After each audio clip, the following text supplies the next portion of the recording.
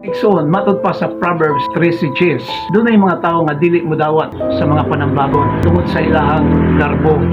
Munang resulta kini og kasamo, walay pagsinabtanay og panag-away panagbingkil. Munang kung gusto ta nga maghari ang kalinaw, kahapsay, pagsinabtanay, kinahanglan nakabalutang mo dawat sa mga panambagon o mga pagtulo sa uban kay dili sa tanang panahon kita always right.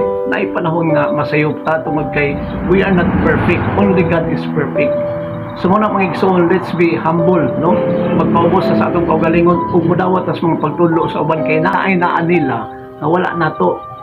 Napoy na nato nga wala nila. Muna give and take ta in order to develop pauswag o pagpalambo sa ato ang mga kinabuhi. Nga kita magkinabuhi di sa hapsay kalinaw ug sa gugma nga naa ang pagdinawatay o pagtinuloy sa usa. God bless, to God be all the glory.